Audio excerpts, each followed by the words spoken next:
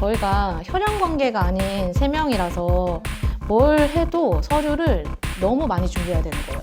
이 관계를 설명할 길이 말을 많이 하는 게밖에 없는 거예요. 부동산 아주머니가 막 아가씨들도 빨리 좋은 신랑 만나서 결혼하라고. 맞아. 부동산 아줌마는 계속 그런 얘기한다.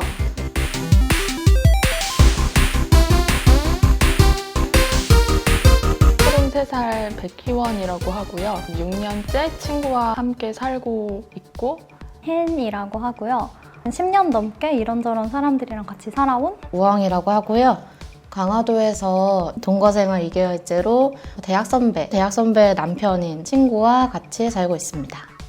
제가 고등학생 때 좀 좋아하는 밴드가 있었는데 보러 가면은 교복 입은 애가 항상 하나 딱 계단 앞에서 기다리고 있는 거예요. 서로 뭔가 자연스럽게 인사하고 안부나 물어보고 이랬던 사이였는데 24살? 뭐 이때쯤 그때 우연히 행사를 갔다가 만난 거예요.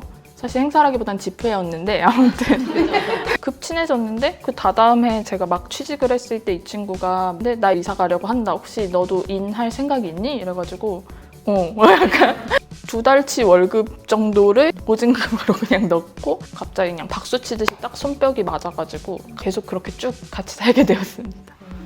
저는 서울에 올라와서 4인실로 시작을 해서 한 학기마다 계속 방을 옮겼거든요. 돈이 없어서. 한 학기치 돈만 계속 모아서 그 기숙사비를 내고 이런 식으로 해서 2명, 뭐 나중에 2인실로 옮겨서 2명 이랬다가 드디어 난 이제 자기 망했네 방을 갖겠어! 신난다 원룸에 가서 이제 생활을 하다가 갑자기 동생이 택배 박스랑 다 도착을 한 거죠. 한 달 있으면 나가겠지? 한 달이 지나도 2년이 지나도 4년 동안 원룸에 같이 살다가 이제 동생이 먼저 빨리 취직을 해서 저는 계속 학생으로 지냈고 동생이 보증금을 모아서 좀 더 넓은 집으로 이사 온 게 지금의 집. 거실이 있고 방이 2개가 있는 집에 일단 2명으로 처음엔 시작을 했고 형이라고 지방에 살던 또 다른 동생인데 그 동생이 준이가 불러서 얹혔어요. 제 애인이 자주 드나들어서 니문. 이렇게 지금은 4명. 사실 저희는 이름이 생활공동체거든요. 그래서 주거라는 이름으로 묶일 수 없는 한 9명의 친구들이 계속 집에 드나들면서 생활을 하고 있습니다. 대학교 때 지금 살고 있는 언니 이름 부추거든요. 동아리를 만들었어요. 그래서 그 언니랑 알게 됐는데 그러고 나서 이제 그냥 대학 잘 졸업하고 나서 자취할 집을 구하러 갔는데 옆집에서 그 언니가 나오는 거예요. 아니 뭐야? 여기 살아? 뭐 이렇게 해가지고 이제 옆집 언니가 된 거죠. 그리고 나서 어느 날 갑자기 어떤 남자를 데려왔어. 그게 지금 같이 살고 있는 돌김이고요.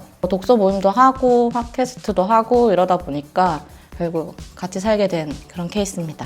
저희는 집을 아예 지었습니다. 저희가 2년 동안 준비를 해가지고 집을 짓기 시작해서 7개월 정도의 공사를 마쳐서 2달 전에 집이 완공이 됐어요. 그럼 그 집은 3사람을 위해서 설계된 집이겠네요? 네, 처음부터 너무 궁금하다. 이따 갈 때 저희 집에 같이 가셔도 돼요. 진짜. 저희는 집을 지었잖아요. 그 과정이 굉장히 복잡했는데 왜 더 복잡해졌냐면 저희가 혈연 관계가 아닌 3명이라서 뭘 해도 서류를 너무 많이 준비해야 되는 거예요. 또 어딜 가도 이런 경우가 처음인 거예요. 한 부부에 또 다른 전혀 혈연 관계가 없는 한 명이 얹혀서 3명이서 집을 지으려고 하다 보니까 어떤 관계냐고 많이 물어봐요. 저희가 이제 구구절절 얘기를 하죠. 여기는 대학 때부터 알고 있던 언니고요. 그 언니의 남편이고요. 사실은 하지만 지금은 친구랍니다. 저희도 비슷한 것 같아요. 이 관계를 설명할 길이 말을 많이 하는 길밖에 없는 거예요. 그래서 얘는 제 애인이고 얘는 제 동생인데 얘는 서울에서 올라왔고요. 그러니까 둘은 친구고요. 이런 식으로 되게 말을 많이 해야 되는 게 되게 복잡하고 힘들었던 것 같아요. 그래서 사실 이름을 지은 거고 비혼지향 생활공동체 이렇게 이름을 지은 게 그래도 못 알아듣지만 그래도 한마디로 설명할 게 너무 필요하다 그렇게 생각했던 거. 그리고 지금은 저희가 월세 생활을 하고 있는데 공동체 주택 같은 게 있다고 하더라고요. 그래서 임대주택 한번 넣어볼까 해서 넣으려고 했더니 이게 이름만 공동체 주택이지 공동체가 들어갈 순 없고 개인이 들어가면 공동체 생활을 강제로 해야 되는 그런 시스템인 거야. 집에 네, 신청을 하면 뭐 운 좋으면 되고 아님 말고 약간 이런 식의 그래서 일단 서류는 넣어놨어요. 저희는 되게 수월했는데 왜냐하면 저희가 어떤 생각을 가지고 있든 부동산과 집주인이 보기에는 젊은 여성 둘이 서울 생활하면서 잠시 잠깐 함께 살다 가는구나 막 이러면서 약간 부동산 아주머니가 집이 뭐 전에도 내가 신혼부부한테 소개했던 집인데 금방 돈 모아가지고 여기 빌라로 이사 갔잖아 막 이러면서 아가씨들도 돈 모아서 여기 운 좋은 터니까 빨리 좋은 신랑 만나서 결혼하라고. 맞아. 부동산 아줌마는 계속 그런 얘기한다. 실제 6년이나 같이 살았으니까 그 시간 동안 사실 결혼을 선택할 것인가 말 것인가 하는 갈림길이 없었던 건 아닌데 선택하지 않았거든요. 그러니까 그런 과정을 거치면서 우리는 가족이라고 생각하는 관계가 되었는데 이제 여전히 밖에서는 그렇게 보죠. 저희가 나이가 들면은 점점 더 이상하게 보겠죠. 나이가 많은 여성 둘이 같이 산다가. 일단 월세를 반씩 내니까 그리고 보증금도 서로의 돈이 같이 들어가서 묶여 있고 그 외에도 이렇게 같이 쓰는 것들이랑 관리비 같은 거는 같이 내고 좀 큰 돈이 들 게 있는데 그런 것들은 공동으로 또 얘기해서 내거든요. 가정해보지 않았지만 만약에 각자 다시 혼자 사는 삶으로 갈라진다고 하면은 정확하게 이렇게 딱 반가르기 힘들 것 같다는 생각 들어요. 다 쌓여서 같이 만들어 온 거기 때문에 그래서 경제 공동체, 주거 공동체라고 생각하죠. 저희는 토익 베이스랑 상황 베이스로 상호 부조하는 공동체거든요. 주거 경제를 같이 하는 사람들은 뭐 여기 사는 사람들이에요. 근데 그렇게 바뀌어 있는 건 아니고 예를 들면 저희는 글쓰기 워크샵 이런 거 저희 집에서 하거든요. 그러면 그때그때 필요한 비용도 걷는데 일단은 다 들쑥날쑥이에 뭐 어떤 사람은 정규직이 있고 어떤 사람은 프리랜서고 어떤 사람은 수험생이고 아르바이트생이고 이러니까 그걸 똑같이 하면 평등이 아닌 거야 우리는. 그러니까 비슷비슷한 사람들이면 n분의 1을 할 수 있는데 상황이 그렇게 되지 않잖아요. 어떤 달에 50만 원 버는고 어떤 달에 300만 원 버는 나 같은 애는 어떻게 해. 이런 사람들이 있잖아. 그래서 우리는 항상 회의를 하고 좀 합의를 해서 그달의 생활비랑 월세 분담을 나눠요. 부담된다고 하면 좀 낮춰주고 그달에 좀 부가수입 있는 사람이 좀 추가로 돈을 더 내고 그다음에 우리는 사회보장기금도 있어.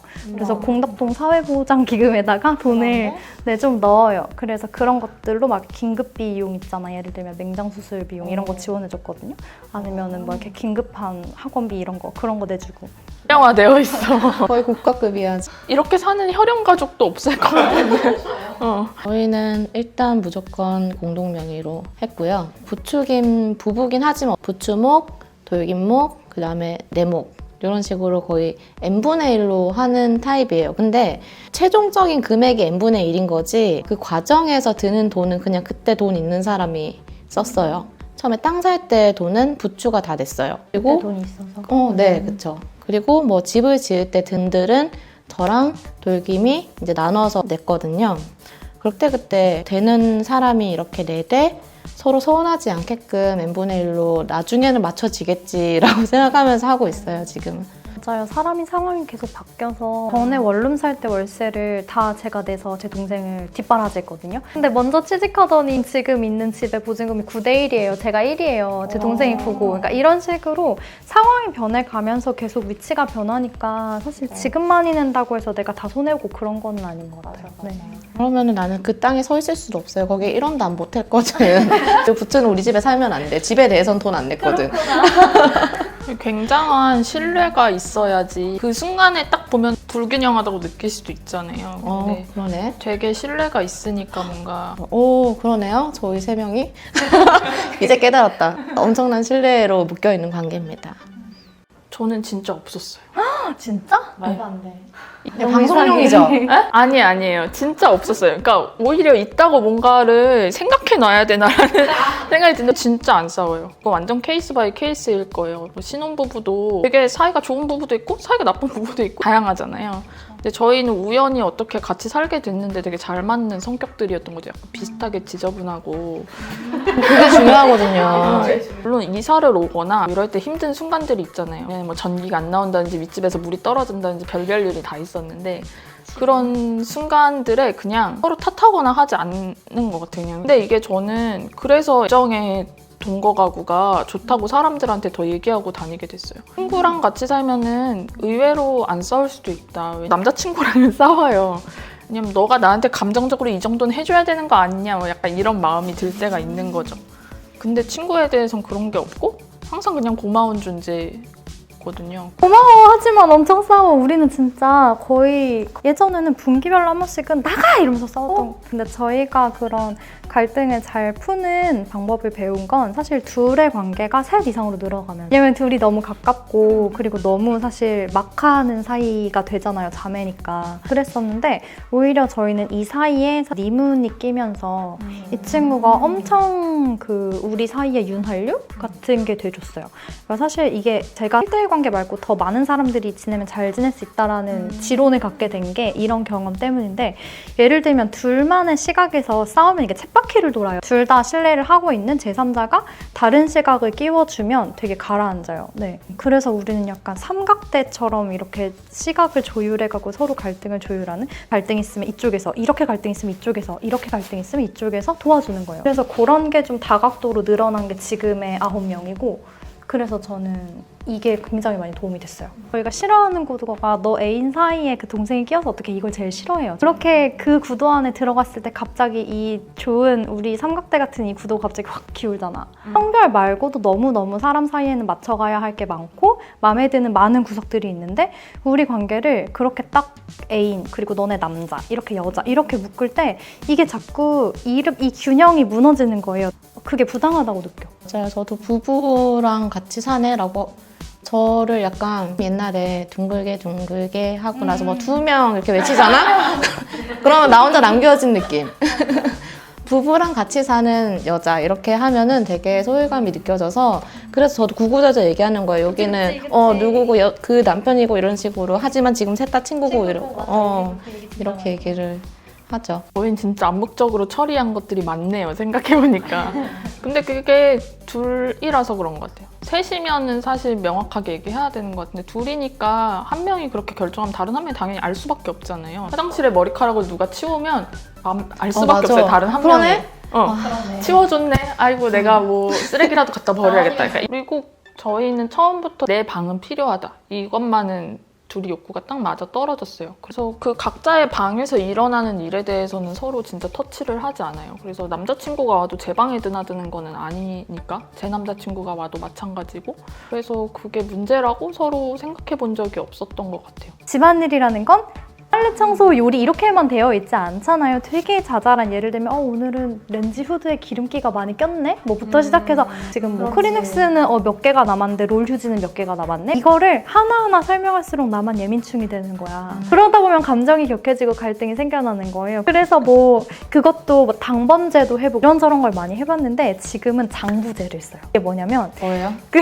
너무 궁금해. 일단 우리가 합의를 한 거야. 그 제일 많은 신경을 쓰는 사람의 그 신경쓰임, 이것이 노동이다. 그러면 이 부분을 나누려면 어떻게 해야 되지? 를 봤을 때 많이 볼 수 있는 사람이 장부에 일단 이걸 내가 다 하든 안 하든 써요. 네. 어디에 뭐가 무슨 먼지가 꼈다, 어디에 기름기가 꼈다, 그리고 뭐가 어디가 어떻게 됐다, 세분화해서 그런 식으로 쓴 다음에 그거를 처리한 여부와 처리한 사람 이름과 처리한 날짜를 가시화시킵니다. 장부에다가. 그 약간 일수당부에서 돈 걷는 것처럼요.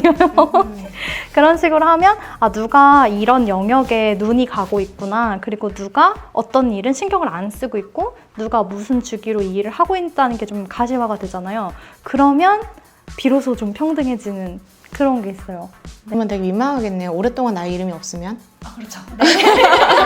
그러니까 이름이 없으면 일단 보는 거예요. 왜 이 사람이 이름이 없어? 요즘 바쁜가? 뭐 힘든가? 일이 너무 많은가? 아니면 아팠나? 이런 걸 좀 서로 보는 거예요. 그래서 챙겨주고 요즘 힘드니? 좋은 것 같아요. 가서 소개해줘야겠다. 저희 집은 규칙이 별로 없이 느슨한 집입니다. 그래서 더 싸우나? 지금 규칙을 좀 만들어야겠다는 생각이 들었어요. 근데 좀 배운 게 제대로 풀 수 있으면 된다는 걸 알았어요. 일요일마다 정기 회의가 있거든요. 거기에다가 코너를 만들었어요. 생색내기.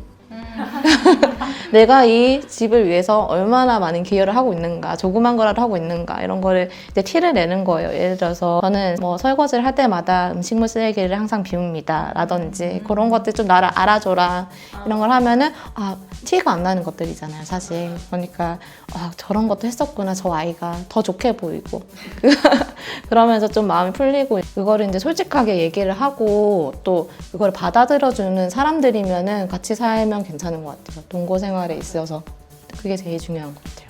저는 약간 생활 패턴이 되게 불규칙하거든요. 막 이렇게 마감에 몰릴 때는 뭐 막 24시간을 일하고 그 다음에 또 막 12시간을 뻗어 있고 약간 이런 식이에요. 그러니까 이게 사실 내 스스로 강약 조절이 안 돼서 너무 컨디션 조절이 힘들 때가 있는데 그때 누가 옆에 있다는 게 되게 많이 도움이 돼요. 예를 들면 막 너무 힘이 없고 약간 사람 우울하면 씻기도 싫고 막 이렇잖아. 같이 사는 동거인이 끌고 가서 화장실 문은 자꾸 나가요. 그러면 씻을 수밖에 없잖아. 그리고 저는 약간 성격이 땅을 파요. 뭐 예를 들면 뭔가 잘못됐어. 그럼 그 잘못된 거 계속 생각하고 있는 거야. 이런 식으로 좀 스스로 깎아먹는 타입인데 준이가 정말 건강한 몸, 건강한 마음의 소유자인데 이 친구가 그럴 때마다 야 그거 네가 잘못한 거 아니네. 이거 이렇게 할 수 있는데 왜 그렇게 생각해? 막 걔가 이상하네. 약간 그런가? 걔가 이상한가? 이런 식으로 약간 트랙에서 탈출하는 그런 정말 그런 역할 많이 해줘요. 저희는 서로.